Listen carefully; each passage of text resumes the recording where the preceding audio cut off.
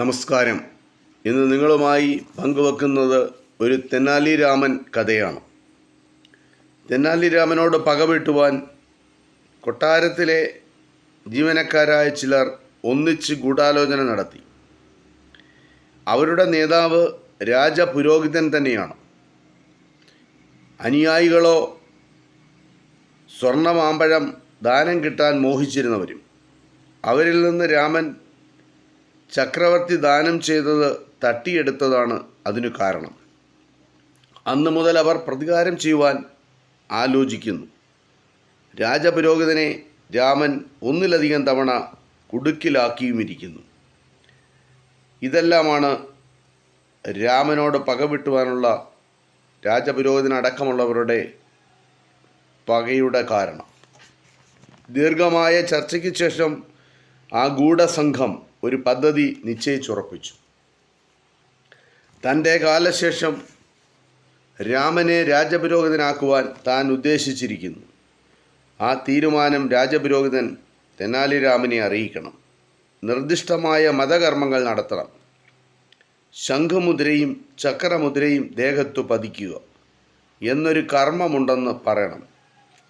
രാമൻ അതിന് സമ്മതിക്കാതിരിക്കില്ല. ലോകമുദ്രകൾ തീയിൽ പഴുപ്പിച്ച് രാമൻ്റെ മുതുകിൽ അമർത്തി വെക്കണം. പിന്നീട് ഒരു ആലോചന നടത്തുന്നതായി ഭാവിക്കണം. അതായത് രാജവിദൂഷകന് രാജപുരോഹിതനാവാൻ യോഗ്യതയുണ്ടോ എന്നത്. യോഗ്യത ഇല്ല എന്ന നിഗമനത്തിൽ എത്തിച്ചേരുകയും ചെയ്യണം. അപ്പോൾ രാമന് ലഭിക്കുന്നത് എന്തായിരിക്കും?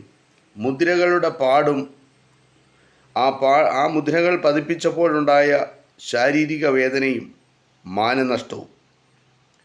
രാജപുരോഹിതൻ രാമനെ ചെന്ന് കണ്ടു.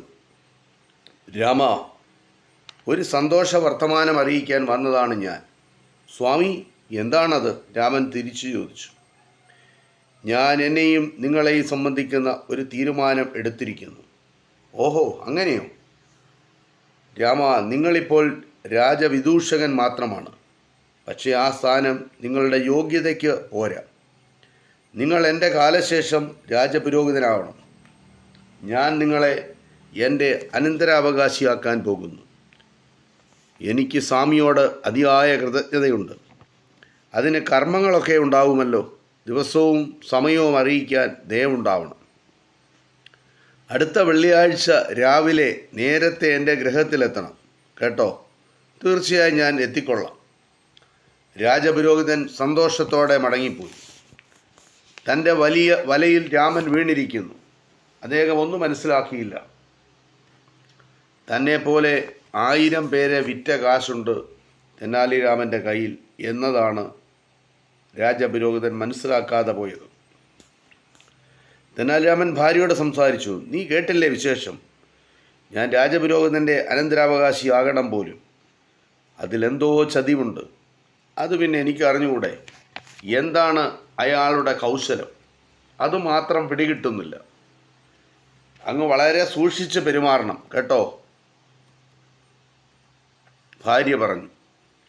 ഞാൻ ഏത് ഏടാകൂടത്തിൽ ചെന്നുപെട്ടാലും ശരി, രക്ഷപ്പെടാൻ എനിക്കറിയാം. നീ ഇതുവരെ അക്കാര്യം മനസ്സിലാക്കിയിട്ടില്ലേ? ഉണ്ട്. എങ്കിലും ഇപ്രാവശ്യം അങ്ങ് എന്താണ് ചെയ്യാൻ പോകുന്നത്? ഗൂഢാലോചനക്കാരിൽ ഒരുവനെ സ്വാധീനപ്പെടുത്തും. അങ്ങനെ ഗൂഢാലോചനകൾ മുഴുവൻ ഞാൻ മനസ്സിലാക്കും. ആരാണ് ആൾ? സോമയാജലു എന്നാണ് അയാളുടെ പേര്.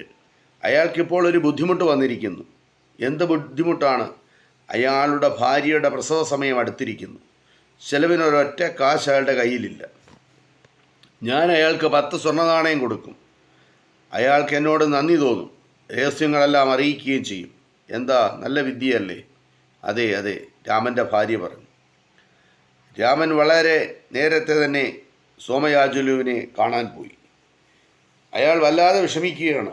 പണം ഏറ്റവും അത്യാവശ്യമായിട്ടുള്ള സമയമാണ്. പണമൊട്ടില്ലതാനും. രാജപുരോഹിതൻ്റെ ഗൂഢസംഘത്തിലെ അംഗമാണ് അയാൾ. ആ സ്ഥിതിക്ക് നേതാവിൻ്റെ പക്കൽ നിന്ന് പണം മേടിച്ചുകൂടെ? അത് സാധ്യമല്ല. അത്ര കണ്ട് ലുബ്ധനാണ് രാജപുരോഹിതൻ. അറിഞ്ഞുകൊണ്ട് അയാൾ ഒരുവന് ഒരു ചില്ലിക്കാശ് കൊടുക്കുകയില്ല. സോമയാജുലുവിൻ്റെ സങ്കടം ഊഹിക്കാം. അപ്പോഴാണ് രാമൻ ചെന്ന് കാര്യമെടുത്തിട്ടത്. ആദ്യമൊക്കെ സോമയാജുലു രാമൻ്റെ പ്രലോഭനത്തിന് വഴങ്ങിയില്ല. താൻ രഹസ്യം പുറത്താക്കിയെന്ന് നേതാവ് അറിഞ്ഞാലോ തൻ്റെ കാര്യം കുഴപ്പത്തിലാകും. പക്ഷേ രാമൻ്റെ വാക്ശക്തി ഒന്നു വേറെയാണ്. എന്തിനു പറയുന്നു? സോമയാജുലു പണം വാങ്ങി. എന്നിട്ട് ഗൂഢസംഘത്തിൻ്റെ പദ്ധതി വിസ്തരിച്ച് അറിയിച്ചു. കിട്ടേണ്ടത് കിട്ടിയില്ലേ? രാമൻ സന്തോഷിച്ചു. അതേസമയം ഒരു തീരുമാനവും എടുത്തു. 10 സ്വർണ്ണനാണയമല്ലേ ഇപ്പോൾ നഷ്ടപ്പെട്ടിരിക്കുന്നത്, ആ നഷ്ടം വീണ്ടെടുക്കണം. അതും പോരാ, നല്ല ലാഭവും ഉണ്ടാക്കണം. വെള്ളിയാഴ്ചയായി. രാമൻ അതിരാവിലെ എഴുന്നേറ്റ് സ്നാനം ചെയ്തു. കൃത്യസമയത്തിന് മുന്നിൽ രാജപുരോഹിതൻ്റെ ഭവനത്തിൽ ഹാജരുമായി. രാജപുരോഹിതൻ അയാളെ ഹാർദവമായി സ്വീകരിച്ചിരുത്തി.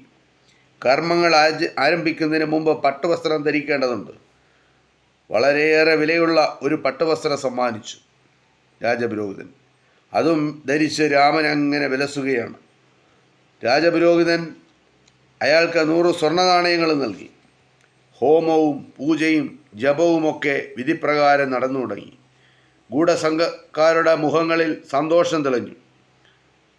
അത് രാമന് കാണാം. രാമന് താമസിയാതെ തക്ക സമ്മാനം കിട്ടും. അവരുടെ സന്തോഷത്തിൻ്റെ കാരണം രാമനും അറിയാം. അറിഞ്ഞിട്ടില്ല എന്ന് അയാൾ ഭാവിക്കുന്നു എന്നേ ഉള്ളൂ. ഒടുവിൽ ആ സമയം വന്നെത്തി. ശംഖിൻ്റെയും ചക്രത്തിൻ്റെയും മുദ്രകൾ പതിപ്പിക്കുന്ന സമയം. മുദ്രകൾ എരുതിയിൽ കിടന്ന് പഴുത്തിട്ടുണ്ട്. രാജപുരോഹിതൻ അവയെടുത്ത് രാമനെ സമീപിച്ചു. രാമൻ എഴുന്നേറ്റ് നിന്നു.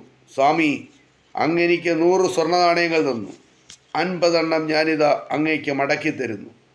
അയാൾ വിളിച്ചു പറഞ്ഞിട്ട് അത്രയും നാണയങ്ങൾ മുമ്പിലേക്ക് എറിഞ്ഞു. അതിനുശേഷം രാമൻ തിരിഞ്ഞ് ഒരോട്ടം. രാജപുരോഹിതൻ ആദ്യം പകച്ചു നിന്നു. അതിനുശേഷം മുദ്രകളും പിടിച്ച് രാമൻ്റെ പുറകെ ഓടി. ഗൂഢസംഘക്കാരെല്ലാം അദ്ദേഹത്തെ അനുഗമിച്ചു. അല്പനേരത്തിനുള്ളിൽ എല്ലാവരും ഓട്ടം മതിയാക്കി. അവരെക്കാൾ വേഗത്തിൽ രാമൻ ഓടി മറഞ്ഞിരിക്കുന്നു. രാമൻ്റെ ഓട്ടം അവസാനിച്ചതെവിടെ? കൊട്ടാരത്തിൽ ചക്രവർത്തിയുടെ തിരുമുന്നിൽ. അയാൾ നടന്നതെല്ലാം ചക്രവർത്തി അറിയിച്ചു. തിരുമേനി, രാജപുരോഹിതൻ എനിക്ക് 100 സ്വർണ്ണനാണയങ്ങൾ തിരികെയുണ്ടായി.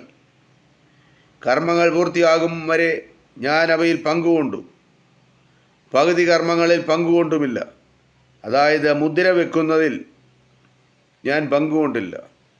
അതുകൊണ്ട് ഞാൻ 50 സ്വർണ്ണനാണയങ്ങൾ അദ്ദേഹത്തിന് തിരിച്ചു കൊടുത്തു. എന്താ അതിൽ തെറ്റുണ്ടോ? രാമൻ ചോദിച്ചു.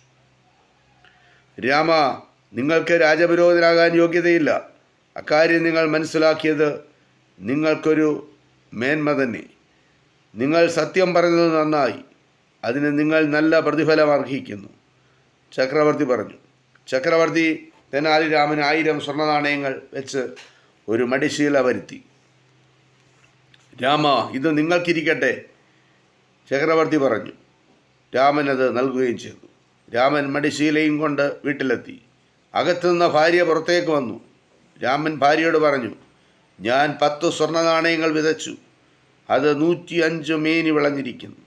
അതായത് ആകെ 1050 സ്വർണ്ണനാണയങ്ങൾ. അതായത് രാജാവ് നൽകിയ 1000 സ്വർണ്ണനാണയവും രാജപുരോഹിതൻ നൽകിയ 100 സ്വർണ്ണനാണയത്തിലെ പകുതി നാണയം, അതായത് 50 നാണയം. അങ്ങനെ 1050 നാണയവുമായിട്ടാണ് തെനാലി രാമൻ വീട്ടിലെത്തിയത്. ഇത് തെനാലി രാമനുമായി ബന്ധപ്പെട്ട ഒരു കഥയാണ്. ഇത് ഇത്രമാത്രം. നന്ദി, നമസ്കാരം.